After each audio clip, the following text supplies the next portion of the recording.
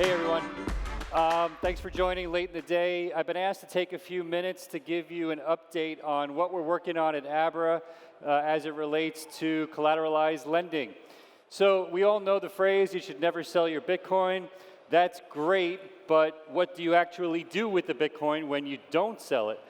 So that brings us to this idea of why borrow against crypto instead of selling it in the first place. So if you live in a market where you have capital gains implications, you can avoid tax implications, you can preserve upside potential if you believe Bitcoin is going to Valhalla, as I do, or Ethereum, Solana, whatever your favorite token is that you could potentially borrow against. You can immediately access liquidity. So we've all heard these benefits and advantages to keeping our crypto and borrowing against it. However, if you've been around for more than a couple of years, you know that we've tried this before and it didn't work out so well. So we went through this kind of centralized finance version of lending against Bitcoin and Ethereum. And as I said, it didn't end very well. There's a lot of centralization risks with the 1.0 model, transparency issues. People didn't understand where their collateral was going. In many cases, it went poof out the window. A lot of security vulnerabilities. These were centralized pools of assets. And so if something happened to the centralized pool, basically all of the assets could be gone, right? And not to mention the regulatory challenges that entire industry faced. So that brings us to today, where now, of course, we have DeFi, and I'm not going to explain DeFi to this room. I spend a lot of my day explaining DeFi to registered investment advisors, wealth advisors, high net worth families. This room gets it. We understand the transparency and the fact that we've got an always-on, 24/7, always-on, globally accessible network. We get all that. So, however, we generally think these days about yield when it comes to DeFi, and I want to dig in for a minute specifically around lending as it relates to DeFi, right? So, we believe that as DeFi is democratizing finance, enabling financial inclusion because the networks and the protocols are accessible all over the world, we're going to see an entirely new kind of lending model emerge in the next couple of years, right? We're going to see not only decentralized lending platforms based upon peer-to-peer models, but we're also going to see an emerging set of user experiences that take advantage of this that we've never had before, right? Up until now, DeFi has basically only been accessible to the computer scientists in the room or the degens in the room that can really dig in and understand how MetaMask works and how to basically integrate, do key management, et cetera, et cetera. You talk to the average person who might hold some Bitcoin and want to borrow against it, and you explain that model, and you've probably lost them within a minute.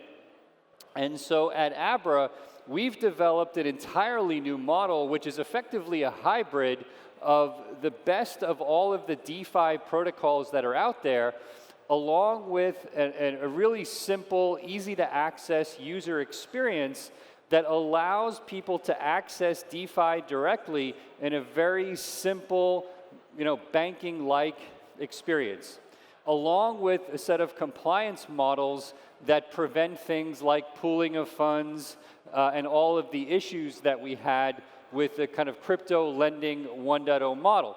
So let me take a couple of minutes and show you exactly the pieces of this, how they play together and how it all works. So the first piece is custody. So with that kind of lending 1.0 model, whether you were doing yield or lending, your collateral went into a big pool of assets, which effectively became a liability on the lender's balance sheets. And when they went bankrupt, everybody had to fight with the bankruptcy court to get their assets back, right? With the new model, you actually legally retain title to your collateral. What does that mean in technical terms? Well, each individual borrower gets their own vault. It uses MPC technology. And as a result, there's no commingling of collateral. You actually sign your collateral to a DeFi contract in order to borrow, which you can actually verify on-chain. Now, most of our users wouldn't necessarily understand everything I just said, but those of you who understand the tech can recognize that we're actually now starting to use DeFi and smart contracts the way they were, in my opinion, intended to be used on an individual user-by-user basis. So this idea of kind of segregated accounts and user vaults enables all borrowers or even yield account holders to retain title to their assets so that if Abra goes away, you're not fighting a bankruptcy court or some other process to get your assets back, which I think is super interesting. So that's the custody aspect of this. The second part is the credit enablement itself.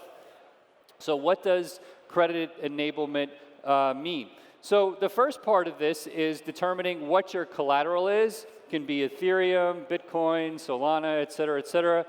We have a team of analysts, quantitative analysts, that are analyzing all of the popular DeFi protocols in order to determine which protocols make sense to make available to our clients. So if the protocols are not liquid, if they're not battle tested, if they haven't passed security audits, we don't recommend them to our clients. And as an SEC registered investment advisor in the United States, we actually do significant amount of risk disclosures on each of the protocols that we make available to our clients through these vaults or separately managed accounts that I mentioned before.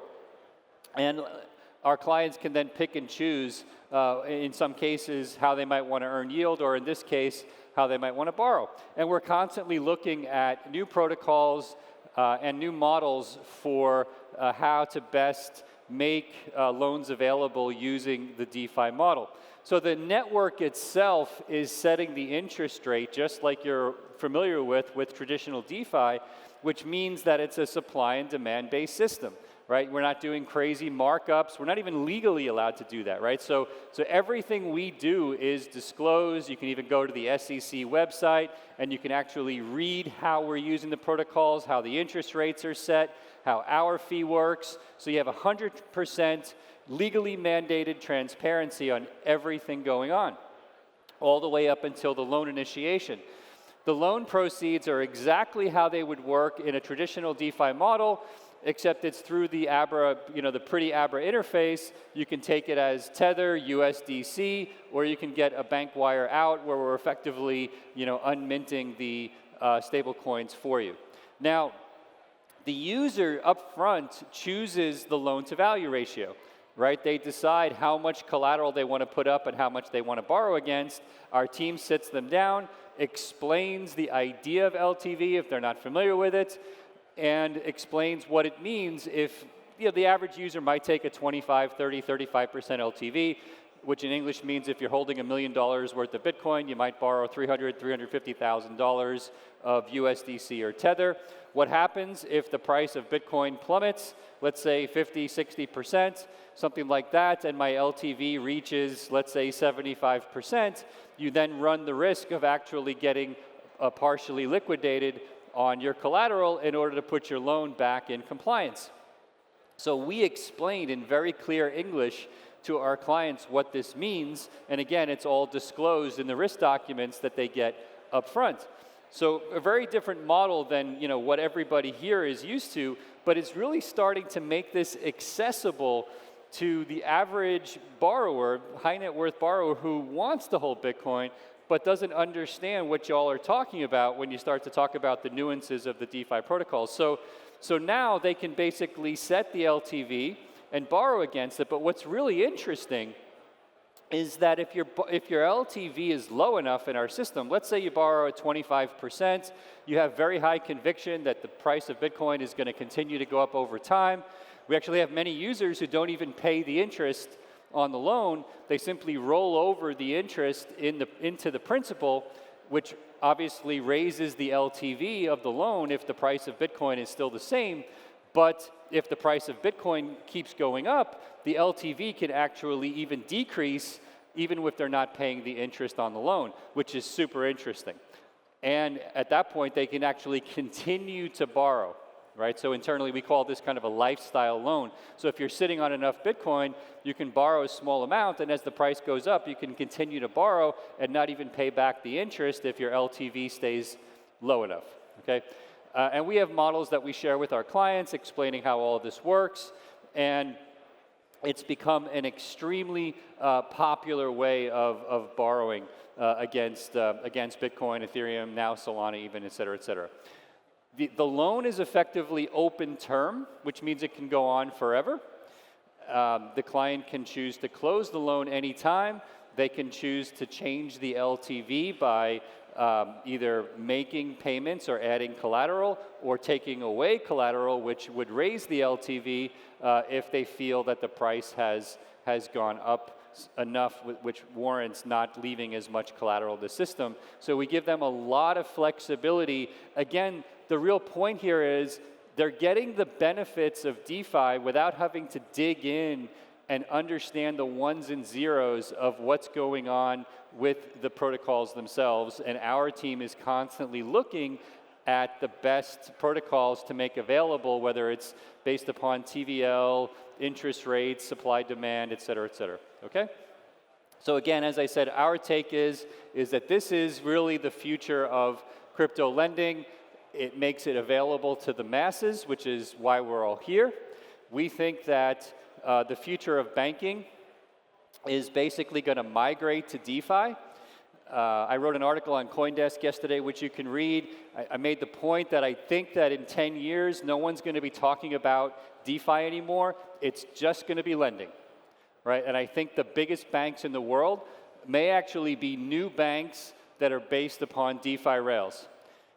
Just like the biggest online video services today didn't exist 25 years ago when everybody went into a store to rent movies, the next generation is just going to bypass the traditional system and go right to this model, okay? I think the disruptions around DeFi are going to completely reshape banking. I think Abra is, to my knowledge, is the first company in the world to form a US SEC registered investment advisory explicitly to make DeFi available. We want to make it available to everyone globally. We're starting with high net worth investors just because it's easier to get going, but you're going to see us push this, further and further down the income pyramid over time. And we also believe that neobanks and other kind of traditional next-gen online banking services are going to adopt this model, and we hope to be able to work with them via APIs and our platform to make this type of lending and liquidity available for companies and partners who don't have the expertise in this area. We also think that you're going to see new types of collateral emerging that will be tokenized beyond Bitcoin and kind of layer one tokens. I think you're going to see tokenized real estate and other types of commodities that will become collateralized that can be used in these DeFi lending models through this type of banking system over time. So my basic takeaways for you are very simple. We're here talking about the ones and zeros of DeFi in these halls, but outside we're trying to make it super accessible to people by basically giving them the best user experience possible, making sure they understand the risks, making sure they have a phone number they can actually call when they have a question or don't understand something. And DeFi, because it works 24/7, implies that in many cases we need to be available to our clients 24/7, and we've even built things like monitoring tools so that they can see if the price of crypto is falling on a Sunday night, what the implications are for their LTV, for example. So we hope you'll go check out abra.com. You can see how our lending and yield systems work. If this is something you're interested in, you can obviously just click on Get Started, and the team will contact you. But we hope you'll help us spread the word on this Lending 2.0 model and the benefits that it holds, I think, for the entire planet.